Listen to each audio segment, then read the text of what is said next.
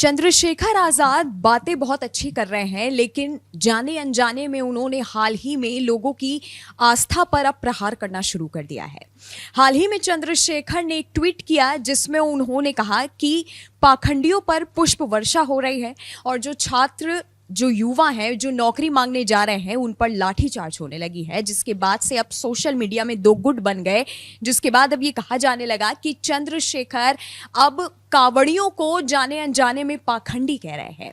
आपको याद होगा कि योगी आदित्यनाथ का एक वीडियो था जिसमें उन्होंने कहा था कि हम पुष्प वर्षा कावड़ियों पर इसीलिए कराते हैं क्योंकि क्या पता कहीं पर भगवान शिव एक जो है मनुष्य का रूप धारण किए भीड़ में मौजूद हों। जिसके बाद से ही अब चंद्रशेखर की आलोचना काफी ज्यादा होने लगी है।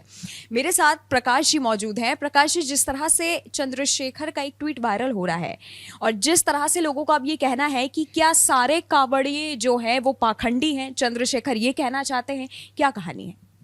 चंद्रशेखर जो कह रहे हैं वो केवल अपने वोट के लिए कर रहे हैं, वोट बैंक को खुश करने के लिए।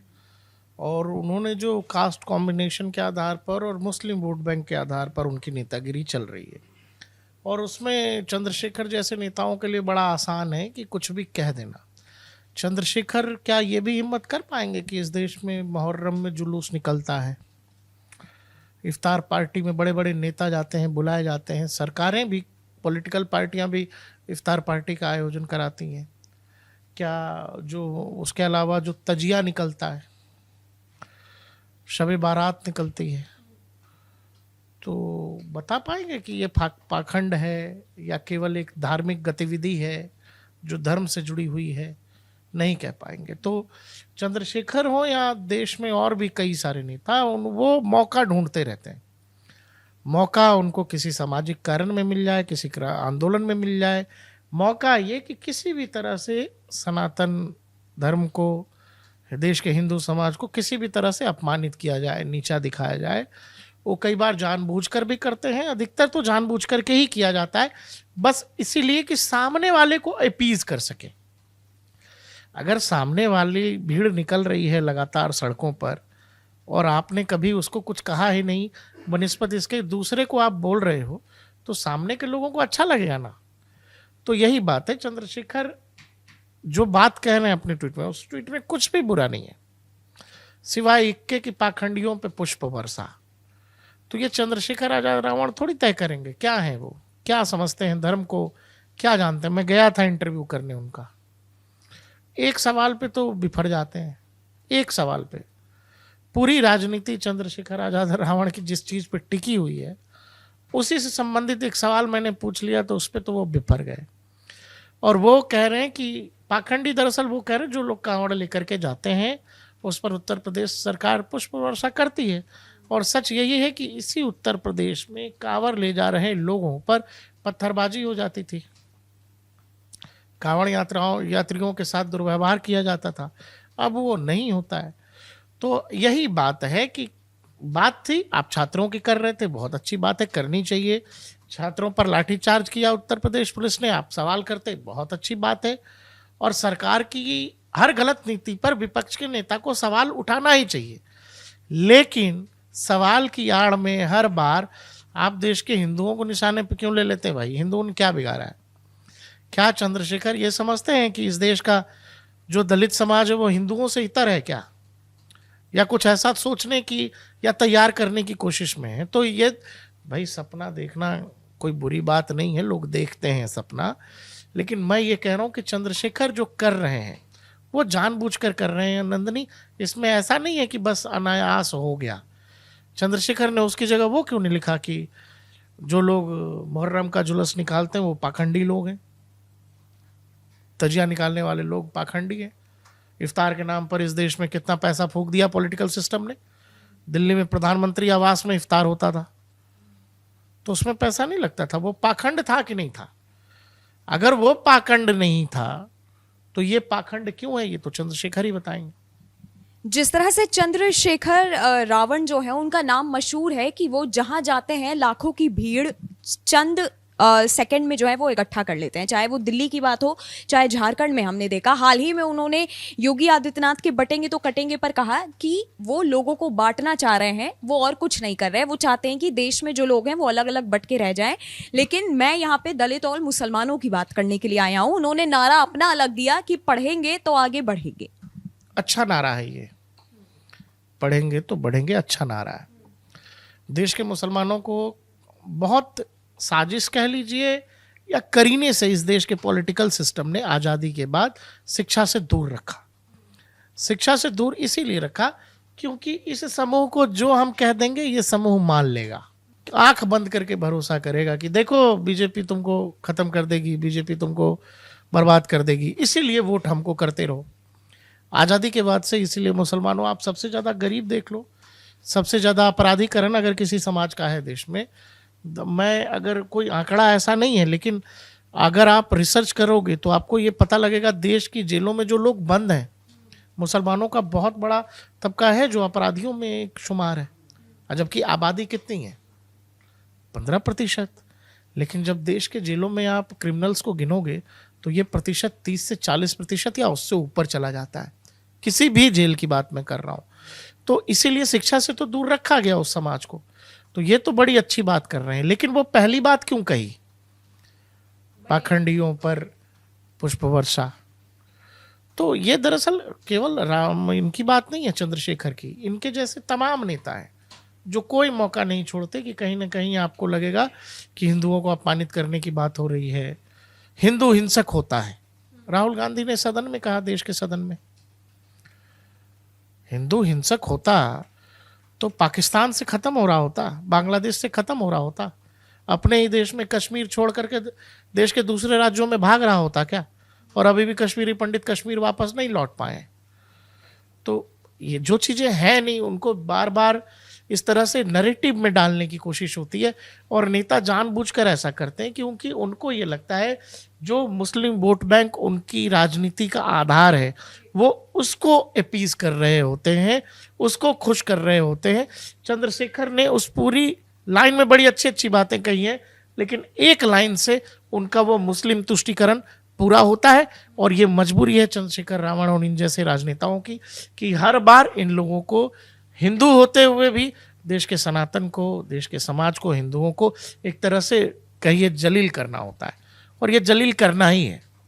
हाल ही में अभी एक चंद्रशेखर का, प्रकाश जी, एक वीडियो वायरल हो रहा है। वो बाइट हम दर्शकों को भी सुनाएंगे।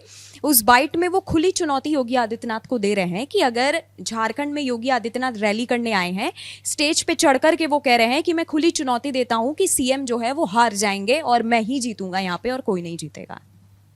देखिए होता क्या है कि शोएब अख्तर ना आए थे, मतलब उस समय हो गया था 3-4 साल का करियर वर्ल्ड क्रिकेट में, और भारत पाकिस्तान का मैच था जोहान्सबर्ग में 2003 वर्ल्ड कप में। उससे एक दिन पहले शोएब अख्तर ने कहा कि सचिन तेंदुलकर को 10 रन के अंदर आउट कर दूंगा। शोएब अख्तर को उसके पहले ही ओवर में मेरे ख्याल से 15-16 रन मार दिए सचिन ने, और पहले ही गेंद पॉइंट के ऊपर से छक्का। तो जो छोटे लोग होते हैं, मतलब मैं हैसियत की नहीं, राजनीतिक कद की बात कर रहा हूँ, चूंकि राजनीति की बात कर रहे हैं, तो बार बार ऐसा कोशिश करते हैं। जैसे आपने देखा होगा अरविंद केजरीवाल किसको निशाना बनाते हैं? नरेंद्र मोदी को, चर्चा में बने रहने के लिए। आप छोटे आदमी से लड़ोगे तो फिर कौन आपकी बात करेगा? आप भी ताकतवर हो, आप भी देश में बड़े नेता हो, ये कैसे लोग मानेंगे? तो बड़े नेता को टारगेट करो।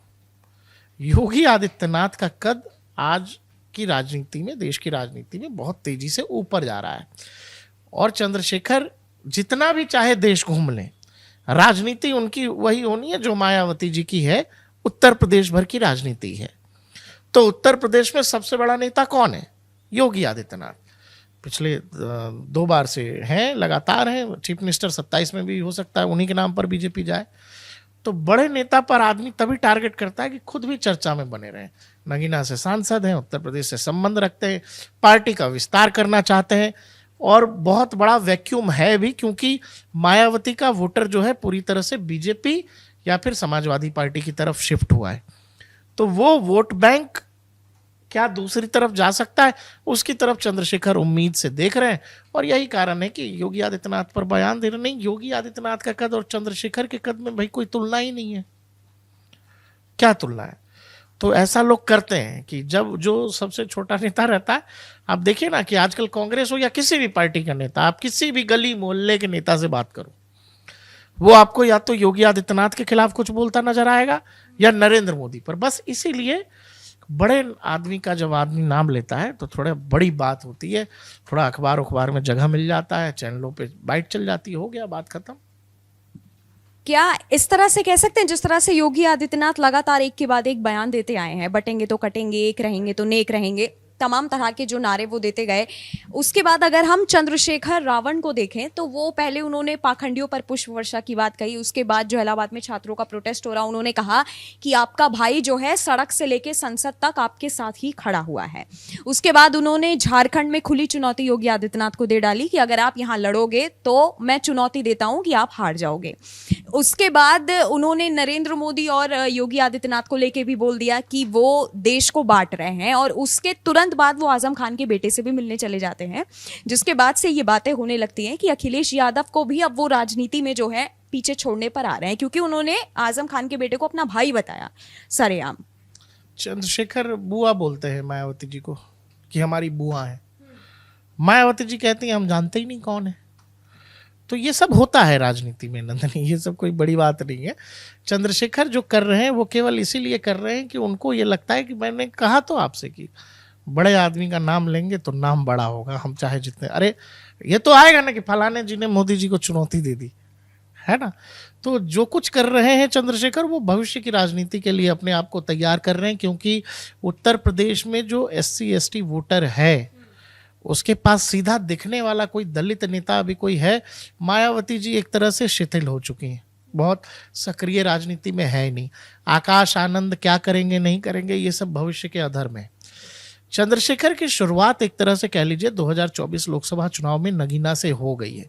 वो उसको विस्तार देना चाहते हैं, वो उस स्पेस को भरना चाहते हैं जो BSP का स्पेस था उत्तर प्रदेश में, और इसीलिए ये सब चंद्रशेखर कर रहे हैं लगातार। हालांकि अब चंद्रशेखर के इस एक बयान से जो उन्होंने कहा कि पाखंडियों पर पुष्प वर्षा होना, अब उस पे जो है सियासत जो है वो तेज हो गई है। कोई कह रहा है कि 2-3 जो है कावड़ियों के गलत होने से आप सारे कावड़ियों पर जो है सवाल नहीं उठा सकते। एक तरह से लोगों की आस्था पर सवाल उठाना है। बात इन्होंने की है, गए थे चंद्रशेखर गोरखपुर से लड़ने के लिए, गोरखपुर के नतीजे देख लीजिएगा क्या हुआ था।